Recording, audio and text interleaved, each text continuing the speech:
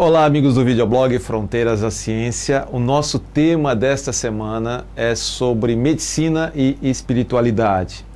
Existem alguns ícones nesta área falando, representando cientificamente sobre a fusão do que os médicos hoje têm percebido sobre o mundo da espiritualidade. E talvez um dos maiores nomes é o do Dr. Sérgio Felipe, da Faculdade Paulista de Medicina. E já tive a oportunidade de entrevistá-lo por 2 vezes no programa Fronteiras da Ciência, e uma das especialidades dele é sobre a glândula pineal, que é um grãozinho de arroz que fica mais ou menos aqui nesta região do cérebro, né? Um pequeno grão de arroz que nos dá uma noção de tempo.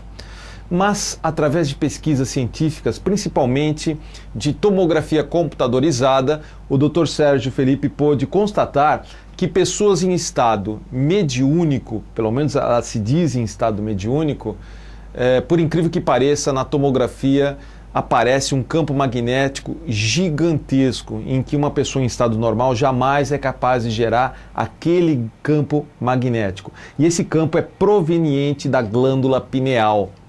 Então, foi-se percebido que esta glândula tem uma outra função além daquela conhecida pela ciência. Essa função seria exatamente de servir de antena entre talvez este mundo e um mundo paralelo ou um mundo da espiritualidade, seja lá como for.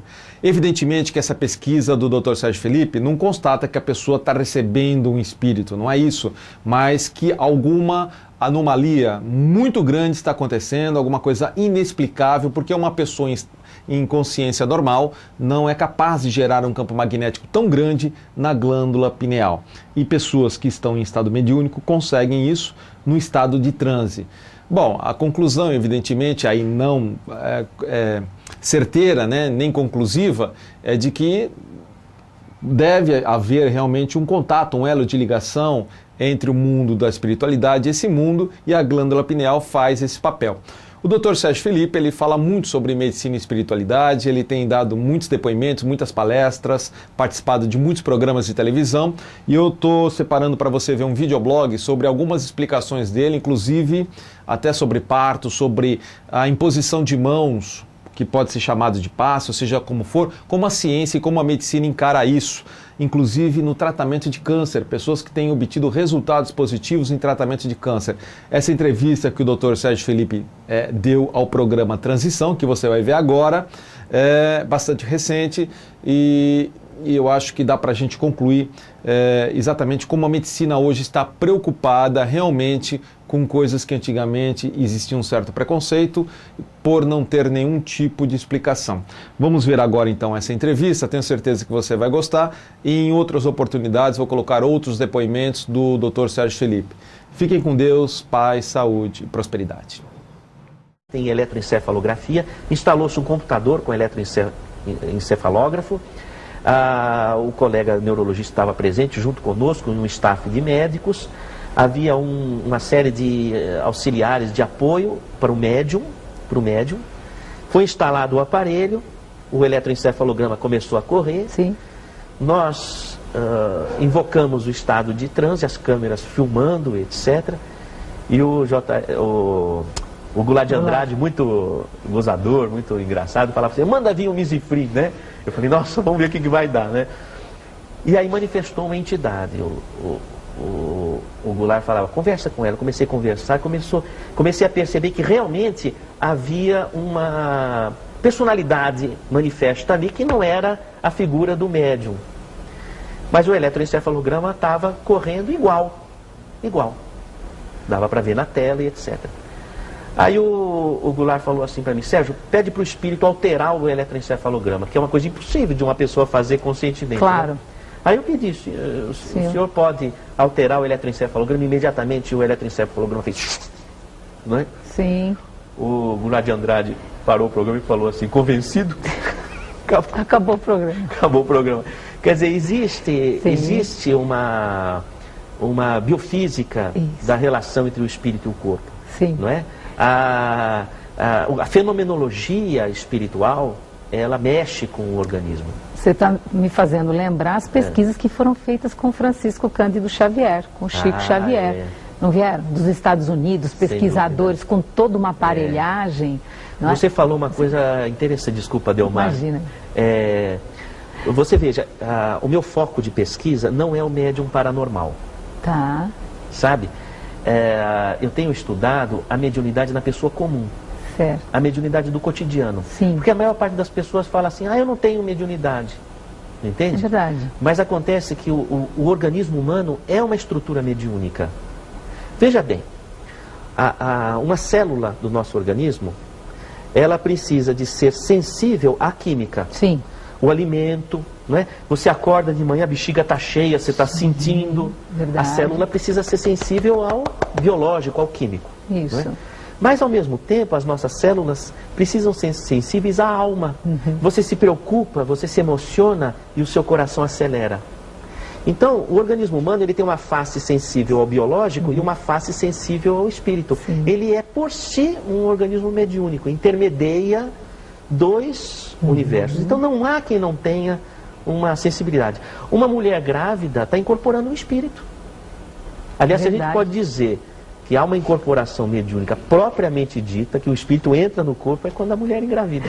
Por isso que no pré-menstruo, a mulher no pré-menstruo, ela está com um organismo parecido com a grávida. Sim. Os seios engurgitados, os ductos lactíferos proliferados, edema cerebral, então ela fica hiperestésica, conectiva, não é? O útero com o endométrio alargado para receber o embrião. Sim. Mas se não vem um ser renascente ali, não é? Ela fica aberta para o espírito que estiver ali, de acordo com a sintonia dela. Então ela fica fora, meio fora. Se a sintonia não for positiva, aquilo sintomatiza. Aí, ou na área de comportamento, ou invade o hipotálamo e tem reações orgânicas. E aí vem a TPM, né? A famosa TPM, a famosa TPM, que é sempre dias antes. Exatamente. E muito se fala da influência da mãe sobre o feto durante o período da gestação. E pouco se fala da influência do feto sobre a mãe. Quando você diz que há. E eu lembro que na minha segunda gestação, eu tinha uma vontade de comer um determinado legume que não era comum minha vida toda, eu já tinha 27 anos. Assim que eu dei à luz, parou à vontade, e quando ele já era um bebê, começou a comer comida salgada, era o preferido dele. Então você vê uma coisa tão, olha, interessante, tão né? concreta, vamos dizer assim, o quanto essa questão mediúnica que você está dizendo. Você vê, a Raquel Soifer, uma grande psicanalista que estuda o psiquismo fetal, ela detectou uma fase da grávida que é esquizotípica, em que há uma cisão da identidade, uma dissociação. Sim. Uma primeira fase esquizotípica. E por quê? Porque tem uma outra consciência invadindo a mente dela ali. Exatamente, exatamente.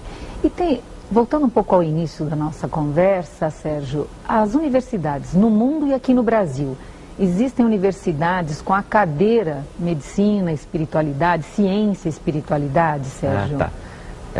Sobretudo nos Estados Unidos. Tá. Né? Nos Estados Unidos você tem o Journal of American Medical Association, que é um jornal científico muito importante. Sim. Ele coloca que existem as 50 melhores faculdades de medicina nos Estados Unidos já tem a disciplina medicina e espiritualidade na graduação e na pós-graduação. Puxa, boa notícia. Aqui no Brasil nós temos algumas universidades, a pioneira foi a Universidade Federal do Ceará, não é? E nós estamos agora com a Universidade de São Paulo também, a Faculdade de Medicina, com a disciplina optativa, medicina e espiritualidade, para terceiro e quarto ano. Não é? É uma visão bem esperançosa, não é, Sérgio? O mundo está... A ciência chegou num limite em que ela precisa entender que a natureza se estende para o universo que nós não enxergamos, não é? Você vê, do espectro eletromagnético conhecido, que a ciência conhece, apenas 0,0000000000000000001% é o que a gente pode enxergar. Uau. De tudo que é conhecido. Quer dizer, quem só crê no que vê, não acredita em tanta coisa que vivencia no cotidiano. Não é? Você teria algum outro caso assim, que te venha à mente agora, de bate-pronto? Eu acho muito importante, por exemplo, os casos de câncer. Sim. Tá?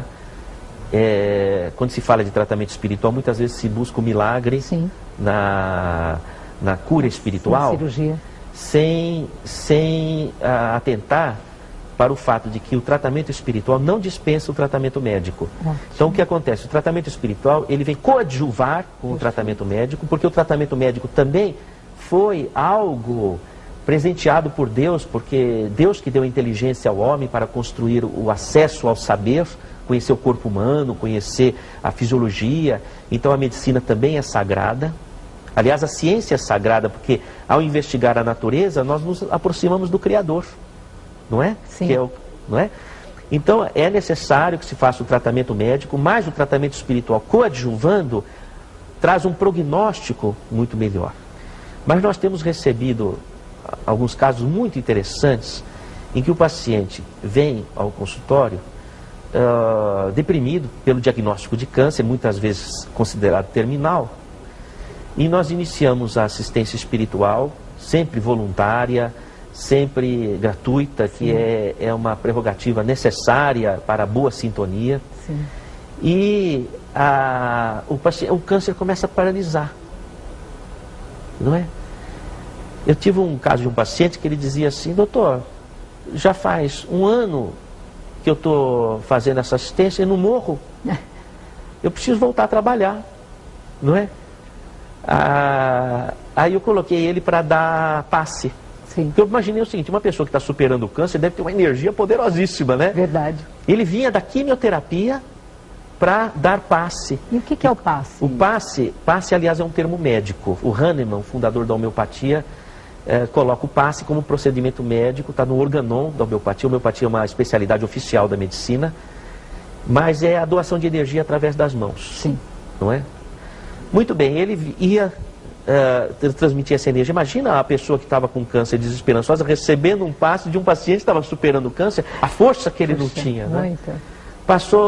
Passaram-se mais de 5 anos, não é? Ele dizia assim: preciso voltar a trabalhar. Claro. Não é? Eu falei: mas qual era a profissão do senhor? Eu era marceneiro.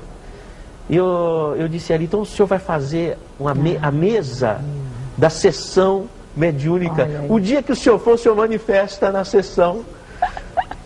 Né?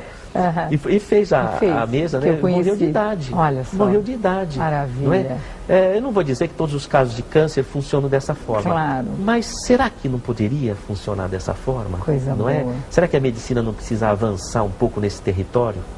Não é? E para encerrar, como tudo isso contribui para a evolução do homem, Sérgio? Eu acho o seguinte, que o cérebro humano ele não está desenvolvido ainda. Existe uma área do cérebro ainda a desenvolver, que é o lobo frontal. Sim. Não é? E o lobo frontal só vai se desenvolver quando nós aprendemos a amar quem não nos ama. É o amor integral, universal, o perdão, não é? Então, se a humanidade aprender a amar, ela vai completar a evolução do cérebro, não é? E se tornará o Homo sapiens amabilis. Se não aprendermos a amarmos e sermos solidários, nós vamos nos tornar o Homo sapiens falidos, não é? Então eu acho que tudo isso deve contribuir para que a gente se torne um Homo sapiens amabilis. Né? Muito, muito obrigado pela tua participação, Sérgio. Um forte abraço para vocês. E o programa Transição chega ao seu final. Esperamos estar juntos na próxima vez.